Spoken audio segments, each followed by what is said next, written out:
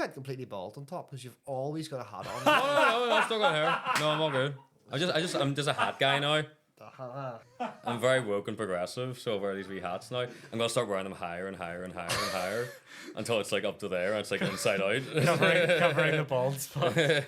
I've become a hat person. I got my first baseball cap recently. Yeah. I wear a baseball cap when I'm on holiday, and that's it. Or if I'm sitting out in the sun at home. It's so itchy though. Are we recording or what? Yeah, we are. Oh, good. We are recording, yes, just in time.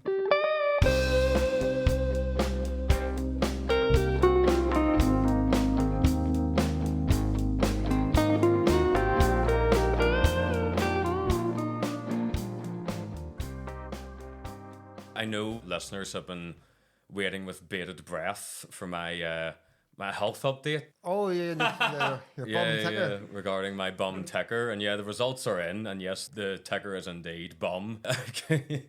I've got dilated cardiomyopathy. Not which much basically, time left. Yeah, there's not a whole lot left to work with there. Is that given to you by the COVID vaccine? Basically, a part of the heart is enlarged, which makes the walls of the heart like stretch and thin a bit. So it makes pumping a bit more difficult. So nothing's changed. Be all those fags you've been rinsing. Yeah, thankfully I quit them very conveniently. I think I just had that in the back of my mind. It was like, something's not right. I should probably just maybe quit smoking, because as Rory knows, I've been to A&E a lot over the past year. Goes to A&E and gets turned away. Ailments. I get laughed out of there for wasting time. What was it? A wee cut your finger? So no, I cut off the entire top of my thumb. No, with that's a massive exaggeration. What? It was the whole tip of my thumb, and it was bleeding like fuck. You mean a mandolin is in like the little band? Not the instrument. Right. The thing you use for slicing apples and shit. Oh, so I'm just standing there fucking. I don't know. For some reason in my head I was talking to someone, but I live alone, so I'm just mental apparently. I'm just going, hey fucking Jesus Christ, and I just saw like the tip of my thumb just fall in with all these apples. Yeah. There's dinner ruined. Yeah, no, I was making like an apple tart, and the irony is I made it a week later and it was shit. I remember you were really excited about getting your apple core, and when you said a core peeler slicer, and then when you cut your finger, I was like, it's this bloody core. I don't know how to use it. You went right through. What else did I go to A&E for? Oh, your sore arse. Yeah. After Metallica, when I broke my bum. And I was like in agony. I could barely get up. And when I got there and went through it all, they were just basically like, I just take a few paracetamol, bro. Be on your way. I was like, for fuck's sake.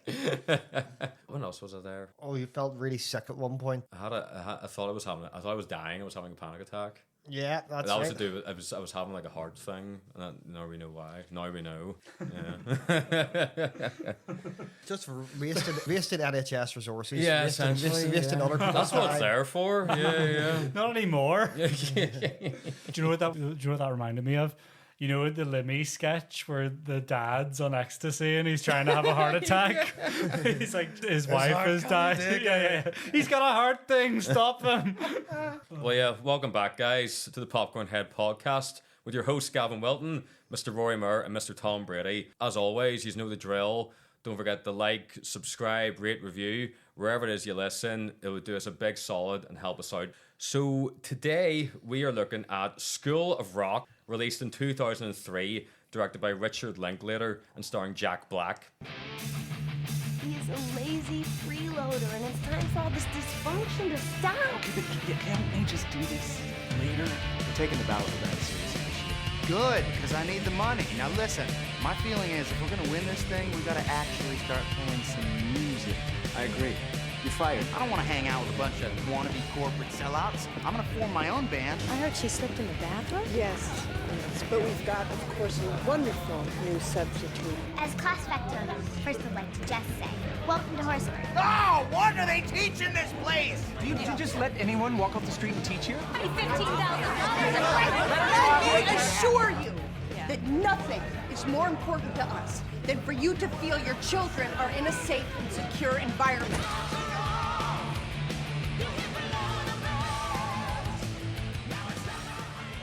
The film, it follows Dewey Finn, who is this enthusiastic and somewhat obnoxious guitar player who ends up getting kicked out of his band. Somewhat delusional, Yeah, perhaps. somewhat, yeah. And in his struggle to basically pay his rent, he ends up posing as his best friend and roommate, Ned Shneebley. Shneebley. Actually, it's Shneebley. Shneebley. So he can end up working as a substitute teacher at this highly prestigious prep school. And then this leads to Dewey forming a band with a group of 10-year-old students. So really the story for this, it goes back to the screenwriter, Mike White. He would actually end up playing Ned Shneebley in the film. And he'd been a writer. Mike White, as in the guy who did, what the fuck, Naked? Is he also a director? No, you're thinking about Mike Lee? Oh, yeah, I am. Sorry. Mike White ended up doing something quite big recently. You can check it, Rory. Is it The White Lotus? It is. Fuck yeah. That is what it is. He's Yeah, great. Yeah. Yeah, no, in the 90s, he'd been a writer on that TV show Dawson's Creek. Have you seen that, Rory? It sounds like something you would have seen. What's the music? I can't believe you I know haven't of it. seen What's that. the music for it? It's got a famous track. Oh. I don't want to wait. Yes, that is what it is, I think. Yeah. Is that it? Yeah. I don't want to wait for my lunch to get colder. Yeah. Paula Cole, I don't want to wait. There you go. And yeah, Mike White, he also had success with his 2002 comedy film Orange County, which also starred Jack Black, who actually turned out to be Mike's former neighbor in the 90s. And his experiences of being Jack Black's neighbor was part of the inspiration for School of Rock. It's like he would often find Jack Black running through the halls naked and like blasting much of the music you do hear in the film as loud as possible from his apartment. Yeah, I imagine that's just him. Like, he's not even acting. Oh yeah, he didn't even know they were rolling the cameras. Just get him in there quick. Yeah, Mike, he was also inspired by this album. It's called the Langley Schools Music Project, and it was this collection of recordings from the 70s that was then released as an album in 2001. And the album, it consisted of school children covering these big 70s artists like the Beach Boys, the Eagles, Paul McCartney, David Bowie, to name a few. And then How do you think Jack Black's character, Dewey, feels about the Eagles? Do you think he thinks they rock or not? Are you thinking like the way the dude hates the Eagles? Yes, that's exactly what I'm thinking about, yeah. I hate the fucking Eagles, man. So then, yeah, in terms of that album, you had this guy called Hans Finger. What? I think that might be the best name we've had so far. Hans Finger. Hans Finger. He was a 27-year-old Canadian musician, and he'd got a job teaching at this rural school in British Columbia. And he was able to basically identify that kids' music didn't reflect how kids actually felt. You know, like kids' music's very Shocking. drab and Yeah. fucking, Mary had a little lamb, all this shit, I think, but he was able to identify, like many kids felt sad or lonely or like they came from like bad backgrounds, and there was no music for a 6-year-old to like express their emotions. Not anymore. They're all fucking listening to Baby Shark on repeat, driving their parents insane. I know. Awful. So they ended up recording that album in the school gymnasium. So Mike White, he ends up calling Jack and basically saying, right, I've got this idea for a film in which you're a substitute teacher and a frustrated rocker, this failed musician searching for your niche in a world of rock, and you end up teaching these kids your musical magic. And Jack Black, he's always sought after a career in entertainment right from when he was a child. Like in the mid-80s, he joined this actors theatre troupe where he would meet Kyle Gass, and they actually ended up working together during the Edinburgh Fringe in 1989, and they became friends after climbing Arthur's Seat together. And the big thing they had in common was their love and taste in music. And Kyle would actually end up teaching Jack how to play the guitar when he was 23, a job for which Jack would pay Kyle in tacos from Jack in the Box. Their most notorious breakthrough song is obviously Tenacious D, the band they would form. It came about when Jack, I love this, he was listening to One by Metallica, and he just told Kyle, this is the best song in the world. And Kyle told him, right, we couldn't write the best song in the world, and Jack was like, no, but we could write a tribute. And this is where they would fully realize their comedy potential along with their music potential and really form Tenacious D. So as an adult actor, Jack, he started off with some small roles in like primetime TV. The X-Files was a great example. I think he was in 1 or 2 episodes of that. And then he would end up appearing in films like Waterworld, Mars Attacks. He's like a soldier in Mars Attacks, and Enemy of the State. I was about to say Enemy of the State. The I thought Enemy of the State was a great film when I was younger. Which one is that? And watched it again. I saw it again when I was like in my mid-20s, and I was like, this is fucking dog Is shit. it the Gene Hackman one? Yeah. Will Smith? Yeah. I don't think I've seen it. You've missed the boat. Yeah. It would have been class when you were a kid, but it's like ludicrous It's just the fact now. that It's Hackman's awful. in it. I know. You I know, but even Hackman can't redeem it. It's terrible. Yeah. But yeah, Jack Black, his breakout role, it came in the film High Fidelity with John Cusack. Yeah. Great film. Yeah. He worked in the record store. He was like a record store assistant or something in it. And this would lead him to getting lead roles. Another notable one he got before School of Rock was Shallow Hal as well. Oh, Shallow Hal. Oh, yeah. It's a very funny film. Very funny. It would not be made now.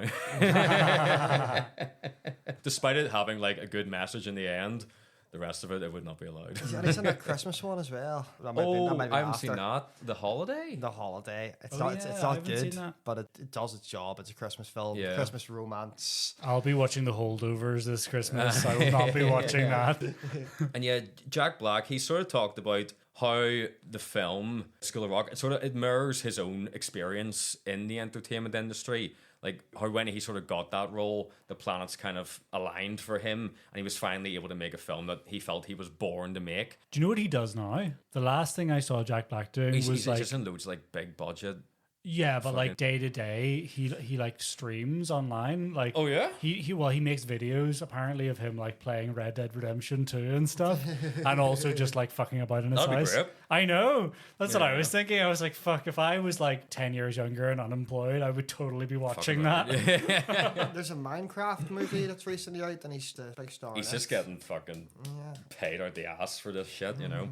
Yeah, we could look at like sort of like the very opening of the film when you meet Dewey. It's No Vacancy. Great band. Yeah, who absolutely rock as well. Yeah, That song is genuinely good. Yeah, the one that Fight. It's great. Yeah. Presumably they're purely fictional from the film. Yeah, they were written for the film. Yeah. The songs, yeah. But it's funny when you go in, it's just like a handful. It's like a dive bar. Yeah. But there's like a handful of people sort of watching them, but the rest of the people are sort of like trying to talk over them and shit. And you see Jack Black, he's up at the amp, he's like shouting Turn this up. turn it up now, the guitar, you know. And he's got all this crazy energy, he's throwing himself about. Yeah, he like rips his shirt off and then goes to stage dive, but there's just nobody there. He just like splats onto the He plays a ground. massively long, unnecessary solo, and, Twirling around on the floor. and the band themselves are all hating it. And Yeah, they Yeah, hate yeah, it. Like yeah. they hate it. Yeah, he does that stage dive, and it's like the stickiest floor Yeah. you've ever. It's so disgusting. He lands on. It reminds me of like M Club. Where it's like if you stand still for more than 5 seconds, you can't move. Yeah, you're like rooted to the ground. you have to get people to It's like help you. bonded with your foot. Yeah. And then you see like he wakes up in bed. He sleeps basically in like a corner of a room in the apartment. It just has a curtain. Yeah, over he's in the front of it. corner of the living room, I think. Yeah. And Ned's girlfriend, a massive bitch. Oh, she's the worst. Sarah Silverman, she's great at playing an absolute bitch. Yeah, she's a real ball buster. Yeah. Real tough customer. She's so sly. She's trying to get Dewey to pay rent. And it's like, Trying to throw him out of his apartment. yeah. Like he's just trying to service the people by rocking out. Yeah. What do you say? And when I'm rolling in the Benjamins, I will throw you and your dog a bone. Yeah, he's such a dick. He's such a dick. I serve society by rocking. Yeah. Rock's no walk in the park, man. I'm out there on the front lines liberating people with my music. Rockin' ain't no walk in the park, lady. Would you tell Picasso to sell one of his guitars? He's an idiot. Yeah, he says to Ned, it's like, I've been mooching off you for years and it's never been a problem. Until she appeared. And then she was like, or no, he's like, she's going to dump me. And he's like, that would be an improvement. That would be good. It's great. And then What's the band that they used to, it was like Maggot Death or something. Oh, yeah. He's like, you're not a teacher. You're the cross-dressing, blood-sucking incubus from Maggot Death. And the photo's fucking brilliant. I know. Richard Linklater's the third guy in the photo, the director, the guy in the background. Yeah, it's I love that part. It's like, Dewey, I'm not a satanic sex god anymore. So yeah, he ends up then, he goes to the rehearsals with no vacancy, and he ends up getting kicked out of the band. They all voted to get him out of here. Kick of the Yeah, that's symbol. all. Yeah, like karate kick. And they've got the new guitar player in Spider. Oh my god. There's something- Those guys all look identical as well. Do me a favor, look up that actor, because there's something very funny that he's doing now. I forget exactly what it was. You'll love this. Oh my god. Lucas Babin. Yeah, he's doing something mad at the moment. Mad Television Project. No. Oh, he's a district attorney for Tyler County, Texas. Spider. Is he doing, like, do we know anything more about him? No, Do we know who he was appointed by? I think he's Republican, which is Yes, where it's so mad. He is Republican. Would that make him appointed by Ted Cruz? That's fucking hilarious if so. The Zodiac Killer, Ted Cruz. Alleged Zodiac When will killer. people wake up to the truth? He was elected rather than appointed. Right. Yeah, he probably played on that whole spider thing. That's so funny. Just did man. that sweet little, like, what's that thing he does? He does Oh yeah. Belly twirly dance. belly Undulating. So yeah, he gets kicked out of the band, and then he's back home. He's trying to like sell one of his guitars. It's is it Gibson SG? Yeah, the class. Hendrix played this guitar. What are you talking about? And he gets the call from Horror Screen Prep, and they're looking Ned, obviously. And once he finds out, he's like, "Oh, we pay our substitutes like $6.50 a week or something." He's like, "Fucking." That's not great. He's like, "Ned, phone," and he does all this stuff with the phone. And then his impression of Ned is so funny. Really nasally. Yeah, brilliant. Hello, I'm Ned Shneebley. So yeah, in terms of the script, an early draft of the film, it would wind up in the hands of Richard Linklater, who was an independent filmmaker, most notorious at that time for his coming-of-age film Dazed and Confused. Oh shit.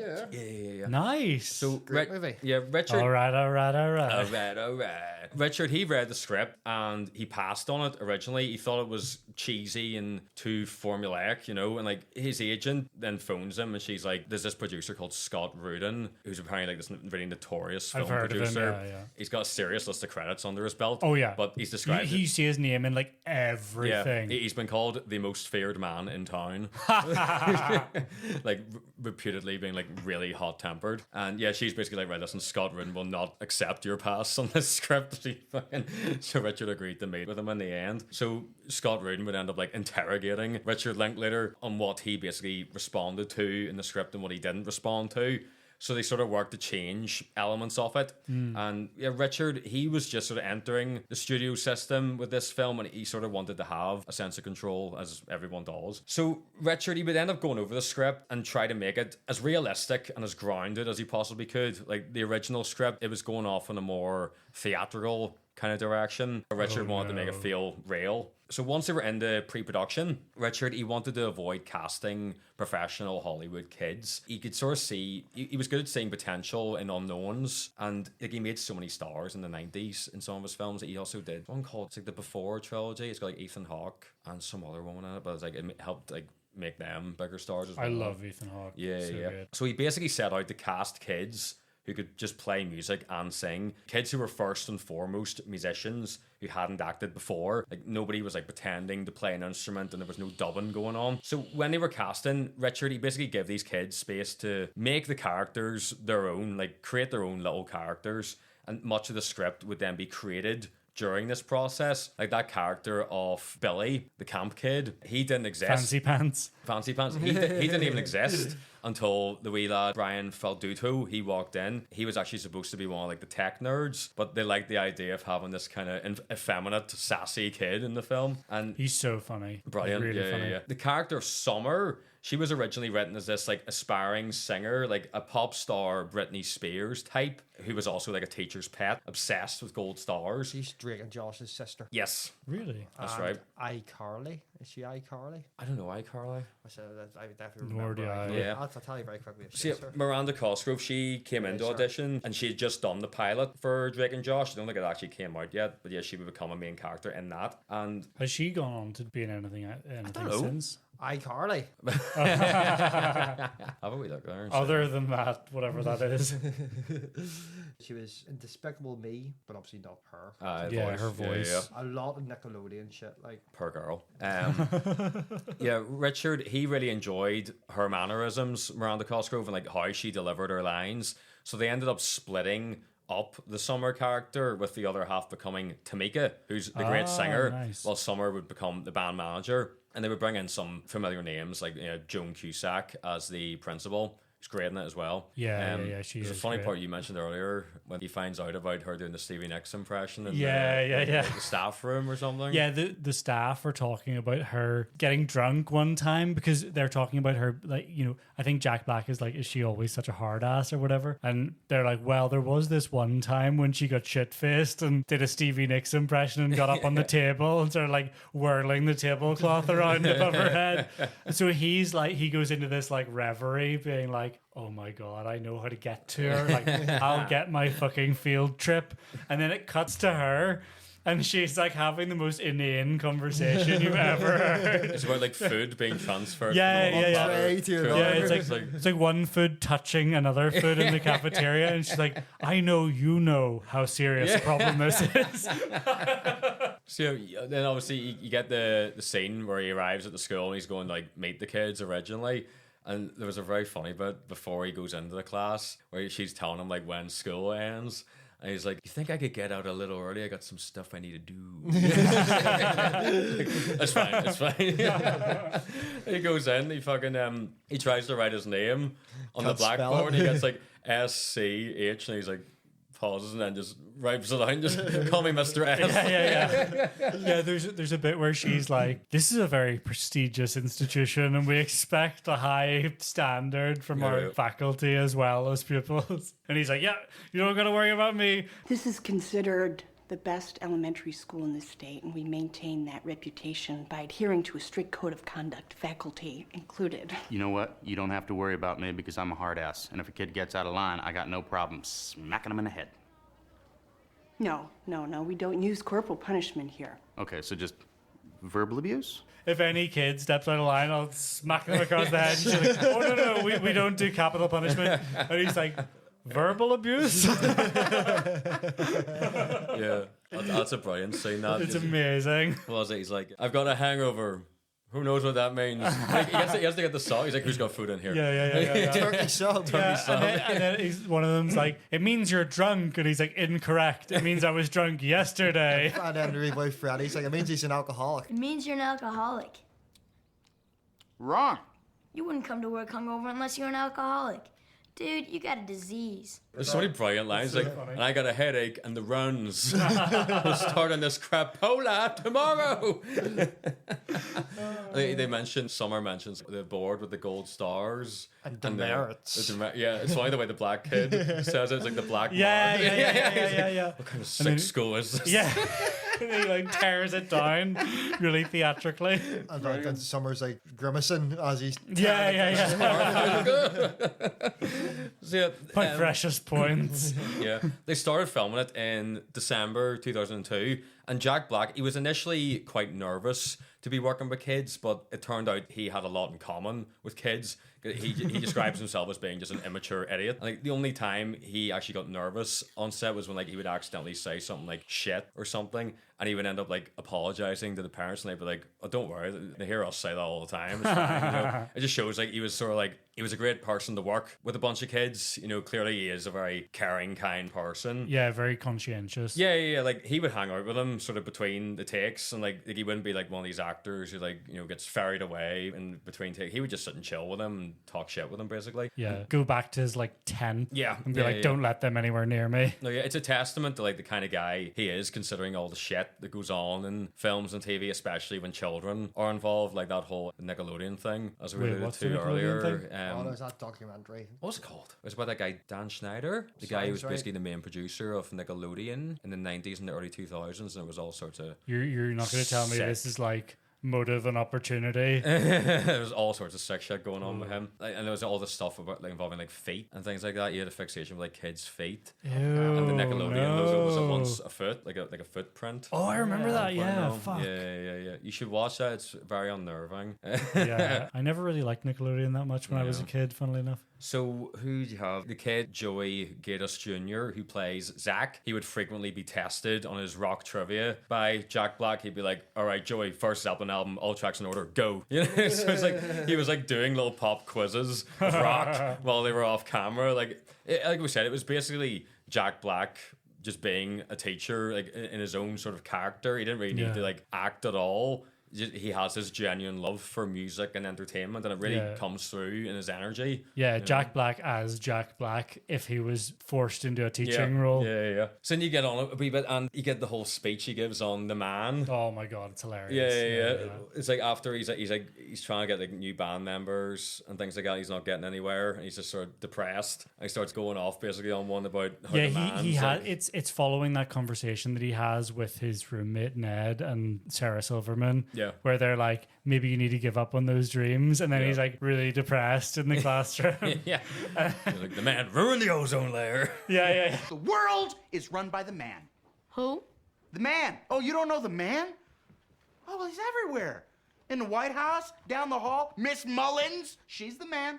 And the man ruined the ozone, and he's burning down the Amazon, and he kidnapped Shamu and put her in a chlorine tank, okay?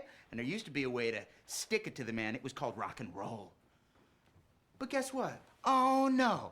The man ruined that, too, with a little thing called MTV! Kidnap Shamu and put her in a chlorine tank. Yeah. He's burning the Amazon. And then he's like, Miss Mullins, she's the man. And stuff like that. And the kids end up going for their music class, and he's taking Why did nobody tell me? Yeah, I love the way once he sees them playing music, he's straight out to the van. He's got like all the instruments you could possibly need ready to go. He's always ready to rock at all times. I love the bit where he's watching them through the window. He's like hiding, and his eyebrows are going from side Have you to tried to side. do that? In pop? Yeah, it's really hard. Really, I remember trying to do it after seeing the film. Rock can do it. The Rock can do it. Yeah. Only 2 people in the world. Yeah, I love that. He's all set up for them to come back. And he's like, why didn't anyone tell me? And then he says to Zach, he's like, you ever played the electric guitar? And he's like, no, my dad won't let me. He says it's a waste of time. A waste of... And then that line of the bassist, and it's like, you put it on side and cello, you got a bass. That's one of my favourite lines in cinema history. I think about it regularly. Anytime I see a bass, I go, cello. Yeah, same. And what's it? Your boy Larry. What's it he gets Zach to play along with? And he's like, just play along with me. He goes like Iron Man. Yeah, Iron Man, Smoke on the Water, and an AC/DC song. I forget which one. I Would Hell. Yeah. Yeah. Yeah. So good. He's like hopping around. Wildly the room. headbanging. It's that sweet flying V he's playing as well, isn't it? Yeah. And then he moves on to Piano Man, Lawrence. Great wee character. What was it? He gets him to play Touch Me by the Doors. Yeah. Come on. Touch me. Lawrence. And he's like kind of singing and kind of like ad-libbing about it. Lawrence is good at piano. Yeah. He's rocking in my show. Well, yeah, he gets your girl Katie doing the bass, and Freddie, he's like a percussionist, so he gets him on the drums. And then was it when they go to like, he gets them to go playing, there's a great wee bit where he's telling them all what to play. He's like, just give me like a joom, and he's like, no, forget that, it sounds like George of the Jungle. Yeah, that's terrible. That sounds like George of the Jungle. But yeah, it's so good, that whole thing, because it's like, you know, his character, he's so physically unable to contain his excitement just when even just playing these little riffs. You just feel the energy radiating through the screen. It's so good. It's like, and the scene's really good actually, in that it makes such a short work of like really advancing the plot forward. Like within the space of like a handful of minutes, you've gone from, you know, getting bored at work to having nothing going on to having a full rock band within the space of 4 minutes. It's really, it cuts right to the meat of the story very, very well. And yeah, there's some nice stories about when they went on to start filming. You've got that guy, Robert Sy, who played Lawrence, aka Mr. Cool. He actually went to Richard Linklater and was basically like, I don't think I should be in the film because I'm not right for the role. Because he's a classical pianist, so And he was. but Richard was like, that's why you should be in it. Like, the insecurity makes you right for this character, and he's very cool in it. I'm not cool enough. Yeah, they even the scene they sort of worked that scene in where he goes to Dewey. He's like, I'm not cool enough. People in bands are cool. I'm not cool. And then he like assures him, if you're in a rock band, you're the bee's knees. Yeah, he says, what does he say? He's like, you could be the ugliest sad sack in the world, but if you're in a rockin' band, Larry, welcome to my world. Do the shake's amazing. Let's rock. he's like, we'll practice it again later. It's a complicated shaker. It's a long, Very long complicated shake. Yeah. Yeah, the bit where he's like, let's rock today. Yeah. Speaking of the name, Mr. Cool, Jack Black actually he invented all the nicknames for the kids in the film. I believe that, yeah. One of the fun ones that really cracked me up, the more I watch it, is where he just goes, on bass, Posh Spice. Yeah. It's a hand thing. I know. And then tough guy, short stuff, fancy pants. Shortstop, I think it is. Yeah, shortstop. Carrot top, roadrunner, turkey sub. My favorite one's turkey sub. Yeah. It's the sandwich that he took off her in the first scene with the Yeah. So he basically like gets them all together, assigns them all various roles for this band. You don't have to be in the band to be in the band, all this kind of stuff. And then I like a guy Frankie on security. Frank, the big kid. Yeah, he's pretty cool. Scoring chicks. There's a funny bit where what's her face? The little like teacher's pet one. Summer. Yeah, there's a funny bit where Summer is like constantly going on about like how it's going to be graded, and he eventually snaps and he's like, if you grade grub again, I'm gonna fail you. And but once he's got them all together, he does that thing like he makes them pledge allegiance to the band of Mr. Shneebley. He's like, and will not fight him for creative control. Fucking brilliant.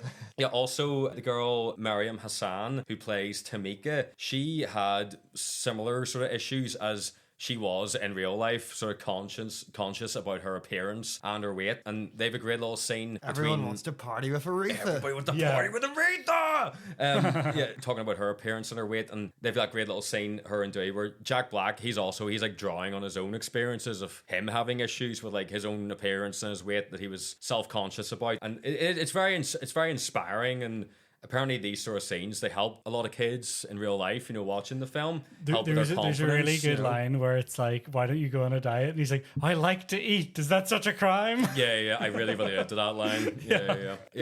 When she originally is like, what was it? She's originally assigned to do part of the tech team or something? Yeah, I think so, yeah. And when she's like, she doesn't want to do that, he's like, you want to be security?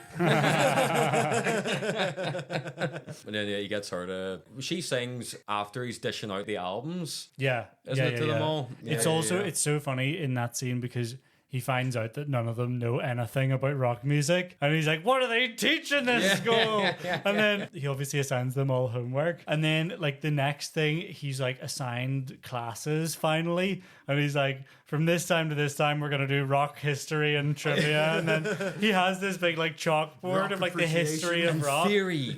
Yeah. I actually paused it on the chalkboard so I could read like That's great. all the different bands he has. He's asking like, where do you get your influences from, the kid? Because like Puff Daddy, Aguilera. Liza Minnelli. I'm talking about bands that rock. Led Zeppelin. Don't tell me you guys have never gotten the lead out.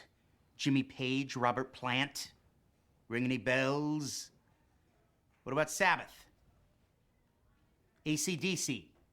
Motorhead. It sounds like Motorhead. Robert Plant, Jimmy Page. Don't tell me you've never got the lead out. Motorhead. Yeah, and the film's actual editor, Sandra Adair, she's talked about how she was a bit apprehensive at the start that Jack Black might have been a little too wild on camera, like too much ad-libbing and like spur of the moment stuff, which would make editing the thing a nightmare because you'd have all these different reactions to things and like different shots. But she said like he was like so disciplined, he could deliver like 20 takes over and over with just like little differences, little subtle things each time, a different little like twinkle in his eye or something, And but so he's like actually really talented as well. He is big time. Yeah. Like, and between scenes and takes, the girls, they would play like Dance Dance Revolution. Yeah. Do you remember that? That's Matt. Was that the one you got like as well in the arcades? And was that the same sort of thing? Yeah. Oh yeah. I know. While the boys, they played Grand Theft Auto. Pretty sweet. I can't believe they're allowed to play Grand Theft Auto. Yeah, well, we were playing it from no age. Well, yes, of course, but like people, our parents didn't know enough back then. mine did, and were constantly trying to prevent me playing it. Boo. I know it sucked. Yeah, Richard Linklater, he wanted this to be as legit a rock and roll movie as possible. So the music supervisor, called Randall Poster, he would end up bringing in this guy Jim O'Rourke, who was a member of that band Sonic Youth at the time, who I don't really know at all. I think it was one song. You'd know one of their songs at least. And they would show the kids some songs to like inspire them and sort of to make sure there was no mistakes being made when they were playing. And they also brought in this guy called Craig Wedren of a band called Shudder to Think, which is this alternative rock band, and he would compose the score for the film. Wedren, he would end up writing the song for Dewey's former band No Vacancy, the slow burn ballad Hail Me, I'm Heartsick. I'm really disappointed. Wait, I assume Jack Black wrote the first one, Fight, because it's very Tenacious D. I'm not sure actually. I think the guy Wedren, they collaborated. He wrote them all. They collaborate a lot. Right. I was going to say I'm very disappointed. I thought it was all Jack Black writing it. He wrote that ballad Hail Me, I'm Heartsick. That's excellent. Hilarious. Excellent No Vacancy song. He basically, the guy said he wanted to write a song that would be as cloying, annoying, and Creed-like as possible. Yes. Like, write the most Creed song. It's perfect. It's brilliant. And then this guy, Sammy James Jr., of this garage band called Muni Suzuki, he would collaborate on the School of Rock song that they would perform at Battle of the Bands. Like Jack Black, he was working on it, but he was having like major block and kind of like finishing it off, so he asked Sammy to help him out with it, and they pulled like inspiration from the Who songs and AC/DC to give it that real sort of the feel you get off it, you know. Very AC/DC. It is. Yeah. I love that. We were talking about that big chalkboard when Dewey's like delivering the sermons and like rock history and like appreciation. The little pointer thing he has that's got the devil horns at the end. A lot of people on set contributed to that board, and you see that image everywhere now. It became like the poster for any like online music discussion page. You'll just see that as like the wee thumbnail or something. There's a funny part where like have you been lurking in the forums? Have you? I've been on Reddit. Yeah. When he's doing that, he's talking about like the rock appreciation theory and all. They're like asking about like what about math? He's like, not important. Yeah. I was like, world cultures. No, not important. And then so they ask like about what song they're gonna be doing, and he's like, "Don't worry, I'm sitting on this one. I've got some excellent material." And they're like, "Can we hear it?" Like, let's hear your song. I'm not prepared. It's fucking brilliant. It's so I funny. love that scene. It's so just that one. It's all one take, just one shot, slowly pulling out. In the end of time. Yeah, that's every Tenacious D song. And a beam of light. And then smoke comes out of my ankles. That means dry ice, guys. But the legend of the rent was way hardcore. Yeah. It's so good. Like afterwards he's like So exhausted. And then now that he's got the teacher's pet on side, she loves everything he does, even though it's hilarious. She's like, I thought it was really catchy. He's like, thank you. I makes our band manager. Yeah. The film. I looked up. I researched groupies. They're sluts. They have sex with the band. Yeah. This film, it's very important for me because while at the time when I saw it, I did have a basic sort of knowledge of rock music. Like I liked rock music. My parents liked it, so I heard it all the time. But this film helped introduce me to like so much more. This was the sort of film that got me into like AC/DC, The Doors, Black Sabbath, Deep Purple, and the like. What's your favorite song actually in the film? Ooh, that is a great question. Mine's the Ramones one, Bonzo Goes to Bedburg.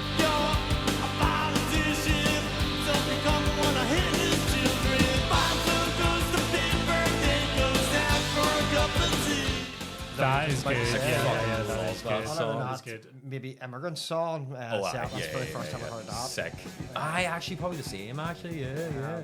It's great. The music's fantastic. I don't know, like, you know, whenever he's getting Zach to play the different songs, I think possibly my favorite song is Smoke on the Water, even though it's like really overplayed, and it's like my first guitar lesson. Oh yeah, that's what it was the first thing everyone learned on guitar. But like the guitar solo in it is fucking great. Yeah. And it's also, do you know what it's about? It's about like the band whenever they're in Montreux, like the jazz festival in like Switzerland, going to see Frank Zappa, and someone like burns the venue down or burns the hotel down or something. There is a line line. Yeah. Loose that actually. Yeah. What is the line? First times we all came down the bunch. Yeah, but it's something about burn to the ground or something as well. Yeah, the someone top class. stupid with a flare gun Yeah. burned What the place to the ground. Good topic to discuss. Like, what CDs did your parents like rent when you were a kid? Like, did you have like real like classic ones that would always be rinsed flat out? Like, I think everyone had this. REM.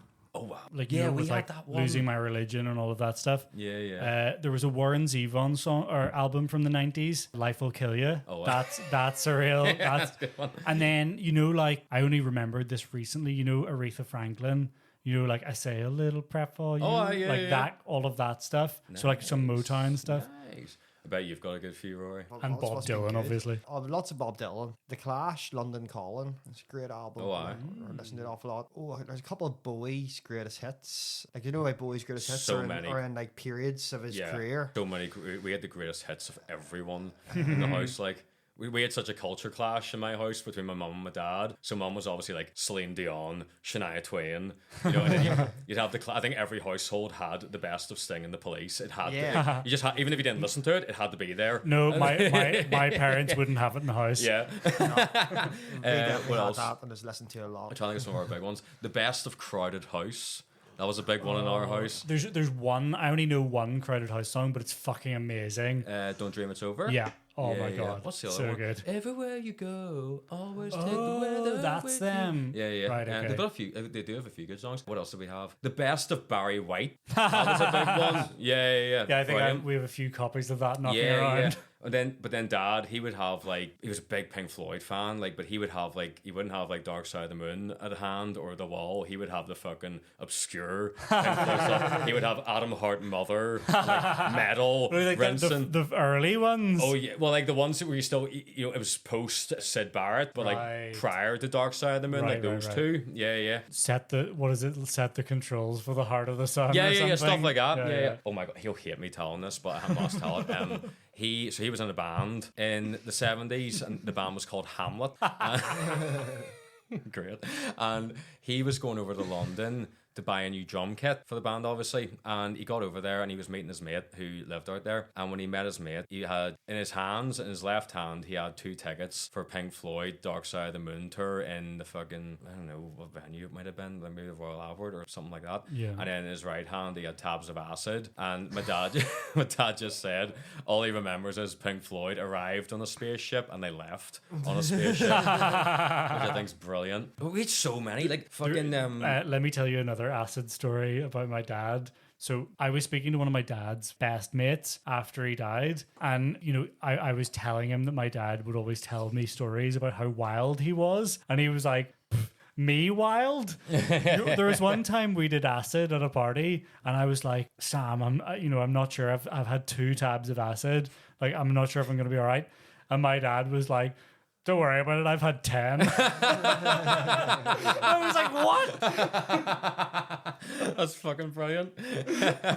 What else? So we had some we had like Gypsy Kings. You know, Gypsy Kings is sort of the Spanish kind of band with loads of that. Brothers in Arms, Dire Straits. That was a classic in our I house. picked up that on vinyl a while ago for like a tenner. Brilliant. It's so good. Oh, I bet you, Rory, you definitely you had this one. Nora Jones, Oh, yeah. Come Away With Me. That's a great album. so it Excellent. is. That's a fucking great album. It's good, like lounge music. You know, very chilled. Yeah. You know? I don't think my parents ever listened to anything that was made post 70s.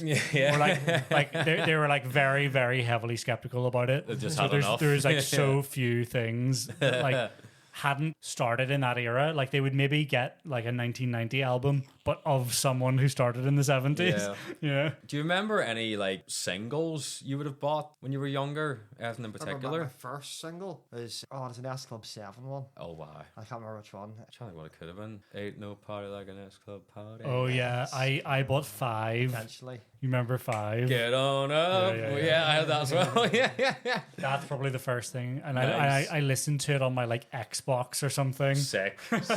Yeah, I remember some early ones like Crying at the Discotheque by Alcatraz. Crying at the discotheque. Yeah. I think the first albums that I got that I was like blown away by were like the Red Hot Chili Peppers, Under the Bridge. Oh, no, yeah. not Under the Bridge. By Blood the Way. Sugars. No. Oh, yeah, By the Way. Yeah. Definitely By the Way. And Nickelback. like, you know, Silver Side Up. Yeah. Yes, man. Fucking brilliant album. Yeah, Class. and I think like the next one after that was like 50 Cent. Yeah. You know, Yeah, I remember actually. I think I got Silver Side Up in Connswater back in the day, and then everything changed. After hearing that opening, never made it as a wise man. It, was just like, it opened up my whole world. I was like seeing in color. yeah, I would like rinse, you know, like if I found a song I like or an album I liked, I would just like rinse it until I couldn't listen to it anymore. That was it. Like back when you bought singles, you got the single and you listened to it about 100 times Yeah, over and over, and your yeah. parents must have been like, "Fuck me." I know. Rock DJ was a big Oh, yeah, one. yeah, Rock yeah. DJ. What else? That one's Starlight. Starlight, can you give Oh, my it a God. her? Right, rinse the fuck out of that. I didn't like that much. No. I was watching like music video channels by that point, and I was, you know, like it was on every fucking like half an hour, and Yeah. I was like, no, you know what? I don't ever want to hear this again. Yeah. But I want to bring it back now to where he's giving out the albums to the kids for like inspiration. Was it he gives Zach Zeppelin one? Yeah, obviously the first Zeppelin album. Just like, in my opinion, a mad thing to give to someone who you want to be your lead guitarist, because like Led Zeppelin, like there's some, I'm not saying there isn't like amazing guitar solos and stuff, but it wouldn't be the first thing that springs to mind. Yeah. Because there's some like really messy guitar solos. What about what's the for Blondie? And he gives Lawrence a yes. Roundabout. Yeah, the keyboard solo on Roundabout. Yeah. And my favorite, Rush 2112 for the drummer. Neil Peart. Yeah, fucking right. And then he gives Dark Side of the Moon to Tamega. yeah, I was going to say Turkey Sub. His vocal solo and Great Gig in the Sky. Yeah. Oh, no, wait. incredible. No, he gives Zach Hendricks. Yes. Yeah. Bold as Love. Who gets Zeppelin? I don't know. Unless that was a fever dream I had. Possibly. Yeah, Axis Bold as Love. That's a great album. You know, that makes much more sense. Yeah. It's like Little Wing and stuff on that. Oh, Castle, so many Castle in amazing the stuff. Sky. Yeah. The song Bold as Love is good as well. Yeah, class. And yeah, he ends up seeing Zach like being berated by his dad when he's Oh coming to my school. God. He's a real hard ass. Yeah. He seems like a complete dickhead.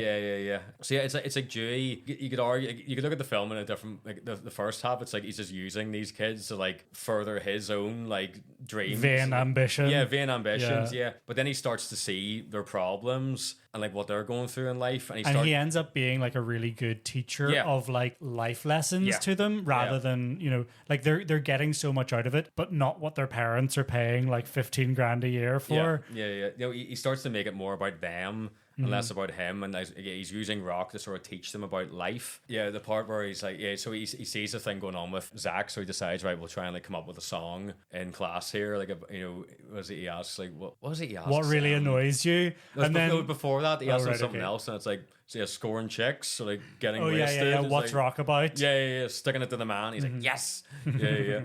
What was it he says? What was the second? My brain's just died. He's today. like, what annoys you the most? And one of them's like not getting allowance, and then the next one is like, you know, homework or whatever, or Yeah. chores. And then he's like, what would you say to someone who was like right up in your grill, pushing you around and stuff? And he's like, step off. Yeah. And then that becomes the chorus. Step off. Yeah. Oh no, that's what he's saying. He's like, he's getting them to like tell him off. Yeah. as well. That's the thing I missed. And he gets to Lawrence, so he's like, "You're a fat loser and you have body odor." Yeah, and he's like, okay, we've already told me off. And then he goes to the Liza Minnelli kid, and he's like, you're tacky and I hate you. I love that. Like, so sassy. Could he give Zeppelin 1 to the bassist? I don't remember me. Because it is definitely Maybe, one of the yeah. albums, so it is, but... Yeah, it must have been to the Just trying to bassist. think, Yeah, John like, Paul Jones. Going through the whole band, yeah. we've named the rest of them, so... That's it. He uses that song, the step off thing, to sort of reach out to Zach, to sort of like try and get him on board. You know, especially seeing how much of like a hard ass his dad is, And like, how like rigid he is when he's trying to play music. Like, Yeah. you know, he's Yeah, like, yeah. you look robotic. yeah, loosey goosey, baby. Yeah, I love that. And now raise your goblet of rock. Here's a toast to those who rock. And nod your head and do something in your eyes like there's something wrong. So good. But yeah, he's trying to give them like a voice and a platform rather than just expect them to like toe the line. Yeah, and then you know? see them start to like take on parts of his personality, or like find their own personality in rock music. Yeah. So Yeah, like yeah. the most key scene for that is Freddie when he's walking through the hallway and the principal stops him and is like, Freddie, where are your sleeves? And what have you done to your hair? And he's like, it's called punk. And then she's like, well, it's not school regulation. Yeah. And then she like makes him roll his sleeves down. And as she's walking off, one of the other kids in the class is like, hey, Miss Mullins, you're the man. She's like, thank you. Yeah, and then they end up going to the Battle of the Bands audition, and they're late for it, and he's like, no, it's up, we're already fully booked. There's nothing more you can do. And they end up like inventing this lie that all the kids are terminal, and he's like brought them from the hospital. It's like St. Margarita's. Yeah, what is it? What is the condition? He says it's like stick it to the Stick it to the man-neosis or something. Yeah, he's like, I've never heard of it. It's like, you're lucky. It's hell. And then whenever he goes outside and like tells them they got it, they all start celebrating, and he's like, no, you're sick, remember? You're dying, remember? Did you see us here when you were doing your research? This guy's got every band reference that's nice. in the film. So like every band that's mentioned, every sticker that's in it, every He has some hilarious stickers. goes through the whole rock board and lists. Oh my every God. That's some section deep and- analysis, yeah. deep dive in the School of Rock. Like, I love Yeah. that. Yeah, very good. Nice. There's one thing I have, like I just wrote in my notes after they get on the bill. I just wrote Jack Black is completely insane. Oh, yeah. That's it. Another big song, which we mentioned earlier in the film, was Led Zeppelin's Immigrant Song. And Led Zeppelin, they've always been notorious for not allowing their music to be used in films and TV. And Linklater, he tried to get the rights to the song Dazed and Confused for his film Dazed and Confused, but he was unsuccessful. They're such dicks about that. Like Yeah. they wouldn't give the reason why there's not a Led Zeppelin Guitar Hero is because they were like, no, we don't want you fucking with our masters. Oh, right, and I was right. like, how fucking petty is that? Like everyone else is fine with it. What's wrong with you? Yeah. Like, what are you hiding in there? I don't want them playing it backwards too much. But by gum, Richard would try again. He had the idea to get Jack to do it, like thinking it would be harder for them to say no to Jack Black. So when they were shooting that Battle of the Bands scene at the very end, Linklater got them all to basically beg Led Zeppelin on camera to let them use a song with Jack like addressing the group, who he called Led Zeppelin Lords of Rock. You know, it's just like addressing the camera. It's really good. You should watch it. It's really, really good. that's hilarious. And one of the reasons Linklater had been pushing for this was because he felt like with a new generation of kids being, churned out every decade plus, some of them hadn't even heard of Led Zeppelin, and like maybe it would be cool for this rock and roll movie to feature Zeppelin so prominently. So yeah, they sent them the video, and by God, it worked. But as I mentioned earlier, like myself, this film, it introduced a whole generation of kids to classic rock music, along with Jack Black as an actor. Like, this was his first big starring role, and since then he's became an icon. Like, he's a guy I'd love to have a pint with and just sort of shoot the shit. I think it'd be great. The invite's there, Jack. Like, you, me, Belfast, a few Guinness, I'll show you a good time, bro. Immigrant Song, it was the opening track on Zeppelin's third album, aptly titled Zeppelin 3, released in 1970. And it's arguably one of the founding tracks of heavy metal. It's impossible to actually determine the start of heavy metal. It's evolved for hundreds of years, all the way back from classical music. Yeah. But it's a very, very heavy song. It's just a pounding song. It's a headbanger, and it has all these elements of like mythology being built into the lyrics, which becomes like a real trope in heavy metal, as you well know. Sorry, I wasn't listening. Which song is it? Immigrant Song. Oh, nice. Yeah. Yeah. And also, No Quarter is very it like is. early heavy Yeah, metal. yeah. So, Are they before Black Sabbath? Yeah, Zeppelin formed in like 67, 68, and Sabbath formed in like 69. They're very much like on the Right, same kind of okay. keel. Yeah. When he was asked about the use of the song in the film, Robert Plant would say Jack Black made a magnificent meal of it all. He also said, I think it was exactly the right thing to do with School of Rock, to blow our myth up into the sky for a while, because it's all myth, it doesn't matter. And he's watched the film and he finds it very funny. There's a great part after they've done all that where they're like just in the classroom, and they've got the security all set up, and they see like the principals coming to the class, And they have the cameras. Oh no, there's a different bit. No, yeah, they've got the camera set up on the computer. It's like it's Mullins, and they have to clear everything away and like pretend they're actually like doing like actual what they should be doing. Yeah. So she's coming in. She's like, I'm just gonna sit in on the lesson. Oh yeah, because she's like, one of the other teachers heard music, and he's like, music, and then she notices the guitar like sitting over there. She's like, what's that? He's like, Miss Lemons must be on crack, right, kids? And yeah, she takes the guitar. It's like, yeah, we were learning through song. Yeah. Was it so? Get off your ass. Let's do some math. And then obviously, And then after, like, he saves that fantastically, like, you know, off the top of the head. That's an incredible piece of improvisation. But then afterwards, she's like, we'd prefer it if you would stick to the, like... Curriculum. yeah, the curriculum. Yeah. The designated ways of teaching. Yeah. And he ends up inviting Principal Mullins out for a drink with him as well. Oh, my God. And they go like... Out for coffee? Yeah, coffee, And then he takes her to this, like, dive bar. And she's like, I've never been to this place or this side of town. And he ends up sticking on Edge of 17. He already has the intelligence, so he's got the intel. He knows she loves that song. Yeah. So he like butters her up with that and a pint. Yeah, he comes like flying back over Yeah. the table, like, dancing like Stevie. Did you notice whenever he like brings the drinks over, he like sets them down and then immediately downs like 3/4 of his. And then like the way she's like trying to negotiate her pint is absolutely hilarious. Holding it She with just like two sips hands. the foam. Yeah. Well, I like that character, the Principal Mullins character. She sort of reveals to him that like for 6 years, no teacher has like ever done anything with her outside of school. She thinks everybody hates her. Yeah, they hate me. I know. Like, I wasn't always this wound up, you know. I used to be fun, you know. She feels like trapped because she's so like, you could say she's like a victim of like repression from all these like prep school parents. Yeah. Who just expect, you know, her just to. Yeah, she's like, if I make one mistake, these parents will come down on me like a nuclear bomb. Yeah. These parents have no sense of humor whatsoever. Yeah. When it comes to their kids' education. Yeah. Because when it comes to their kids, these parents, they have no sense of humor. No, and if anything goes wrong, it's my head, all right? It's my head in the smasher. These parents will come down on me like a nuclear bomb. I can't make a mistake. I gotta be perfect. She says it's turned her into a bitch as well, you know. There's also a really funny bit whenever they're out for beers where he's like trying to convince her and she's like, what type of music? And it's like classical, you know, they have all the classics, Mozart, Beethoven, Enya. And then was it Dewey? He ends up, they're in class and he hears Zach playing something and he's like immediately locked in, like what's he doing over there? And he goes, like, what are you playing? It's like a song that I wrote kind of thing. And he's like insisting like, right, we gotta play your song. And it's like, no more secret songs. And that's brilliant. Like, yeah, it's like they all get together like to learn Zach's song, and as they're sort of playing it, you see him even like he steps away from them and just watches like them playing it. So it's like I said, he's taking a step back and trying to let them flourish. And then it moves on to the parents' night thing. Oh my God. And she like the principal like invites him almost like a date to come with her. And he's like, oh, I wasn't planning on going to that. And she's like, no, you have to.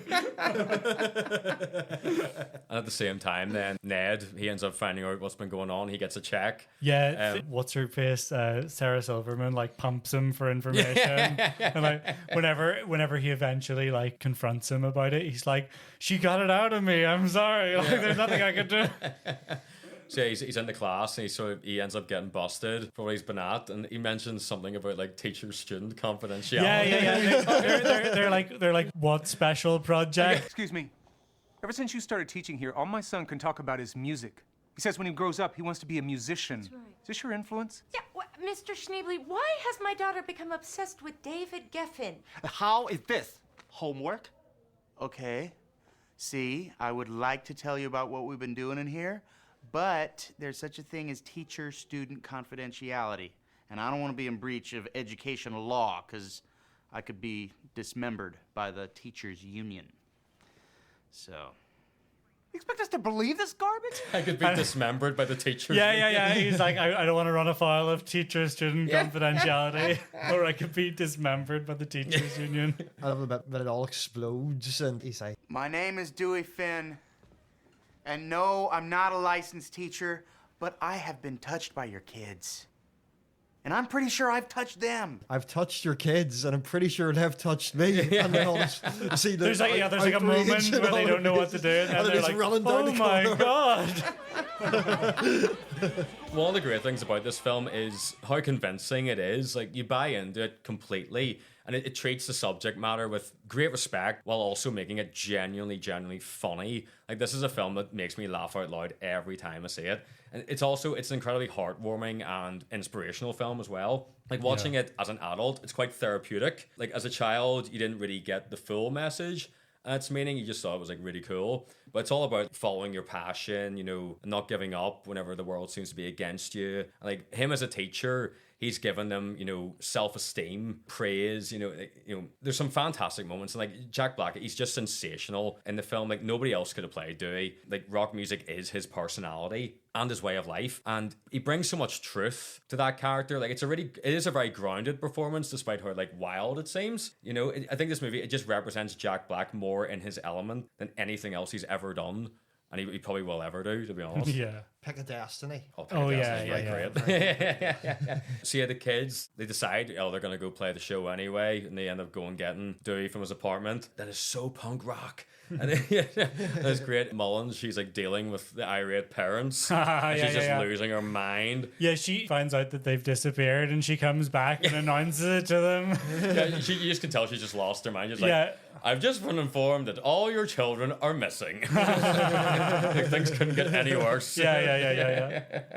So you get there. And there's a bit where they're like berating her, and one of them's like, "Do you just let anyone come in and teach off the street?"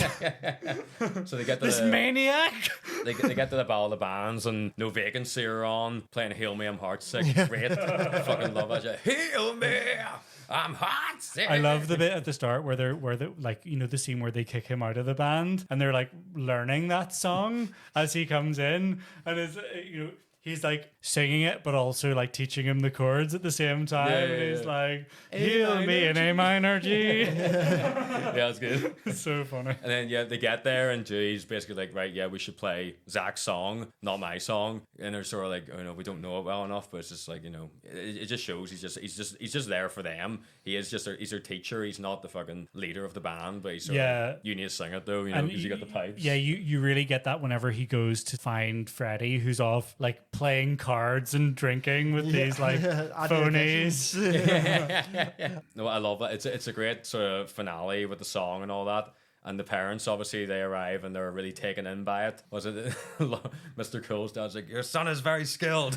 Yeah. Lawrence has a fantastic hair. He does that sweet solo where he's like pointing to the crowd. Yeah. Also, then, did you notice during the show, whenever he does this like spoken word bit, he was like, "Today's assignment," and I burst out laughing because there was a teacher in our school who spoke like that. Mr. Now class. Yeah, and he would always wore like really tight suit trousers and had a massive ass and would like sit on your table like right in front of you, so you'd be like recoiling in horror. He'd always be facing you with his ass. Yeah. Somehow he'd sit on your desk, he'd be turning around looking at you like that. And then No Vacancy, rightly so, end up winning the Battle of the Bands. Rightly so. And that guy in the crowd is like, "Yeah, no vacancy." It's like one guy, and then the whole rest of the crowd starts chanting "School of Rock." Yeah. And then they're backstage and can't understand how they've possibly lost this because it's like it's like a fix. It's a travesty. Yeah, and then encore. Yeah, they're like, "Wait, what is that?" And he's like, "The people." Like, it's an encore. It's an encore. Yeah, it's class. Like, yeah, the film, like, for me, as a family film, it really cements that like everybody has value and everyone is great at something. And if you're lucky enough to sort of find out what exactly that is, you need to just grab onto that and just run with it and not let go of it. it. Yeah. Like when this film came out, it was able to straddle all generations. Like, some have called it a kids movie that parents will enjoy more than the kids. You know, and it's also interesting how like it does subvert the genre in quite a way. Like, instead of a film about bad kids or underprivileged kids, you know, rising to find their place in the world, here we have well-behaved, privileged, preppy kids being led astray by Jack Black into his world of rock. You know what I mean? And we know all about that. Being from I went to prep So I'll school. speak for yourself. I went to prep. Yeah, it was Sully upper. You know, Yeah. Still very much that kind of. Yeah. Like, do you remember in the wake of it, Channel 4 did it must have been Channel 4, but they did a School of Rock series. That's right. I never saw it though. In Actually, which Gene Simmons from Kiss was teaching a group of, like, it must have been Eton or Harrow or very public school. Oh, so they made like a reality TV show out of it? Where they got them to be a band. I can't remember much of it now, but I remember a lot of Gene Simmons. I do remember that, but I don't think I ever really watched it very much. No. Yeah, it opens up also the whole idea of like giving kids a chance to learn in maybe a more unconventional way, you know, branching out a bit more from the narrow scope of like, you know, what education can be. Yeah. And like a lot of it is always, it's down to the teachers themselves. Like, you know yourselves, we went to the same school. I won't name them, but there were some teachers who felt like they weren't even there. Like they just clocked out. Yeah. I won't. And you can bleep it out. You couldn't learn anything from them because they weren't passionate about what they were doing. Whereas the teachers that were really passionate, like I can still remember, you know, parts of Macbeth because we had a teacher who like came in and like abruptly turned all the lights off and put a torch under his chin and started like reciting Macbeth really like theatrically. And it was like the best way to engage a class because otherwise if like the one that took over from him afterwards just like wrote out lines from the play or something on the board. And everyone was just like, what the fuck what is this? Yeah. Yeah, when you watch it as a kid, you know, it's a movie about rocking out, finding your passion and sticking it to the man. But then coming at it from a more adult perspective, it's a film about helping people, using compassion and sticking up for people as well.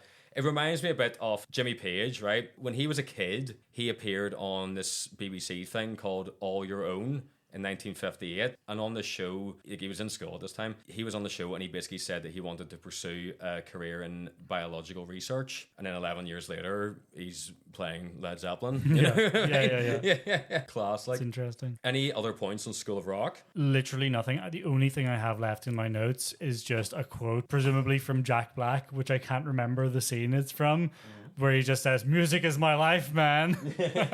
Nice. Right, yes, so we'll move on now. We've got some more questions this week from the good listeners of the Popcorn Head podcast. So our first question this week comes from Mr. Willie Rape. Willie asks... Real name. Yeah, that's his real name, by the way. We're not mugging him off. Willie asks, in what stage of life do people realise The Phantom Menace is the best Star Wars film? 30 years old. That's my answer. Which one's The Phantom Menace? The first of the prequels. The first prequel with Darth Maul. Young Anakin. It's like it's at the same. I need to rewatch It's at it. the same time one of the worst and one of the best ones. Yeah. No, it is. It's one of those things where there's so much kind of like camp humor in this. Yeah, you got Jar Jar Binks. Yeah. You've got the pod racing. You've got Sebulba. The Disney films have just made the prequels so much better. Yes. Whereas before that, I didn't have much love for them. Yeah, you have fonder memories in hindsight. It made you absolutely. appreciate what you had. Yeah. Whenever they just decided to basically remake the original trilogy. Rinse it. Yeah. Oh, so shit. That main trilogy were terrible. But then you got certain films and shows that have been made in the universe have been quite good. Yeah. Like, I've just given up now. I can't. I just can't. no, so I have now after the Yeah. last one. I didn't even bother watching it. Like, I think the last season of Mandalorian did it for me. I was like, that's I enough. didn't even finish it. I It watched was the awful. I think the first two series of it and enjoyed it well enough. First And two then were on good. to The third wasn't but good. I haven't watched it anymore. We had But Werner then- Herzog in the first season. Yeah. I want to see the baby. And I liked out of all those films, was it Rogue One is what I was going to say. Yeah, it it was was decent. decent. Yeah. was good. A but man of then- your talents. And then there was a series called Andor that was good. But then other than that, I would recommend that, but nothing else.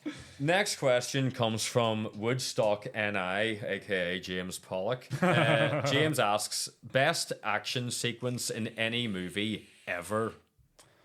It's got to be Old Boy, doesn't it? I've got Old Boy. The corridor scene where he's fighting like 20 guys with a Fucking hammer. Class. Absolutely incredible. The one-shot thing. Yeah. Or one in the raid. Yeah, The Raid as I've well. never seen The Raid. Oh, That's the mate. thing. The Raid is brilliant. When we first watched, Rory, tell the story. When we first watched The Raid, it was like a pirated copy of some kind that didn't have the true subtitles. Broken English I subtitles. don't know who did the subtitles, but you couldn't understand the story at all. Apart from James, the question asker here. He at one point just goes, "They're brothers." They're brothers, man. And it turned out. I just changed. I was like, oh, right. yeah, great action film. I had a few other ones in my head. I mean, you talk about action sequences. The Battle of Helm's Deep and the Two Towers, very good. fucking sensational. Another one that I really like is, you know, in The French Connection, where Popeye Doyle is in the car chasing your man on the subway. Yeah. Do you remember that? I fucking love yeah. that. And he ends up so good. Also, the ending of Carlito's Way, like the shootout at the end of Carlito's Way, is pretty good. Oh yeah, You yeah. know, in the train is it station. Grand Central. Something like that. Yeah. It is good. That's good. And then also, I was thinking one of the first things that came to mind was, you know, the opening scene of The Revenant, that like long shot at the start where the Native Americans are attacking the settlers. That is actually that well I done. thought was very good. That chase scene in Point Break. Oh yeah, where he ends like firing the gun. Yeah, that's good. And they're all wearing like the Reagan masks. Yeah. Like, they're like dead presidents. Yeah, let's Also, see. the honorable mention. There's a Korean gangster movie called A Bittersweet Life. And there's a scene where he's in he's like a mafia guy who's like fallen afoul of his family, and like, I don't know, a hit's been put out on him or something, and he's in a pawn shop, and the guy has been showing him how to like disassemble this pistol, where they've both been disassembling these pistols, and the guy finds out that there's like a bounty on his head, and they both start racing to put the pistols back together. Brilliant. That scene, like, it's not an action sequence like necessarily. That's a great film. But it's, the tension in that sequence Really is good film. fantastic. Let's see. Anna McNeil asks, top 3 movie snacks at the cinema. So Popcorn. yeah, I don't really stray far from anything else. I try and keep it simple. If you're not eating popcorn, you're a sick cunt. I like the nachos. You love it. Nachos. You love Nachos are nacho. good, to be fair. No Fake cheese. But no Yeah. salsa, just the cheese. Loads. Just the cheese, no salsa. like salsa. You Onions. pervert. Onions and salsa. Do you get jalapenos in it? Sometimes, but more Could you often trust a cinema jalapeno? Being honest, I've actually, Could you trust cinema cheese? I got a dog. Cheese. I got a Domino's a couple of months ago. Or it must be In the cinema? a few months ago. No. A few months ago. Now that will be interesting. I got jalapenos on it, and they were like a weird. It's like they'd been, I don't know, over pickled or they'd been out of the pickle juice for too long, and they looked like brown and rotten. So They should not be brown. had to pick them all off. I remember back in the day, our friend Tony used to bring some crazy things. Oh my god, into the cinema. The Like, Subway. He'd bring like a sit-down dinner into the cinema. Like he would have to like get his phone light out. And he'd have all these tinfoil pulled pork babs and shit. As soon as he opens them, the whole cinema smells it as well. It's Yeah, like, no, he's looking around like. I was at a cinema recently, and I saw a sign that said, "Please do not bring in any hot food." Yeah. And I swear it was the cinema where he had the Subway. It's like changing the policy. Yeah. Anna also asks, most annoying thing someone can do while you're watching a movie. My answer for this is be someone's mother. You walk in, 10 minutes in the film, go, who's that? What's this? What are they doing? I don't like this. I don't like what they're doing. No. You know, I don't like that. We'll you know? go into a different room then. Yeah, why are you here? Yeah, no, I hate whenever you're like really invested in a film and someone keeps like talking. It's okay if someone speaks like occasionally, like if you're with friends and you're like mentioning whatever's going on in the movie. But if someone starts trying to have a conversation not related to the film while you're engrossed in a film, I could fucking slap them. Or like if you're watching a film for the first time with someone and they keep asking you what's happening here, and like, I'm watching it as well for the first time. I don't know. Like, we're 5 minutes into the film. Calm down. You know, what's going on? What's this about? Find out. Be patient. Wait. Yeah. Resist the urge to lift your phone. Yeah, let's see. Mrs. Megan Moore asks, where was Gondor when the Westfold fell? Same place as it ever was, threatened by a fucking map, son. Let's see. Oh God. Oh no, Dr. Mervyn Marshall. He's returned. Again. He's come back for more. Mervyn Marshall asks, Has Rory participated in any Unite the Right rallies? Most definitely not. Woo! Okay, moving on from that one. What are Gavin's top 5 films featuring incest? I mean, I could name 2. Is this Marvin again? Oh yeah, this is. What do you expect? I could name 2: Old Boy and The Celebration. I couldn't. And Happiness. Well, no, it's not. It's not incest, There's a really. wee bit it's implied. implied. Him and his son, and it's all what they're talking about. Yeah. Okay, we'll put it onto that. I think it bracket. counts. I like Old Boy. Marvin also. Festin is very good. Yeah, The Celebration. The Celebration, Yeah. Marvin also just said audience choice episode and nothing else. Yeah, we'll do that. What does that mean? I think it's just.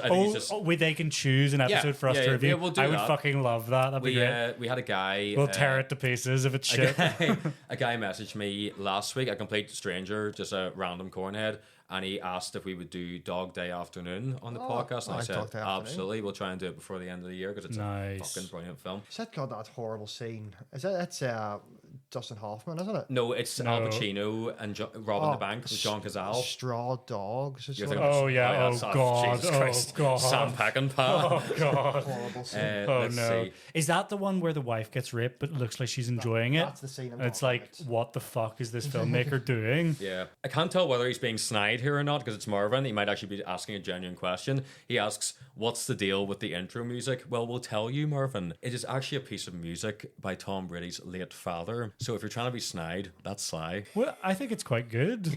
No, it's great. I don't think he's trying to be snide. Well, I think he is. Like, he's trying. Oh right. Okay, he's like. I thought he meant like the intro music to each episode, like the bespoke intro.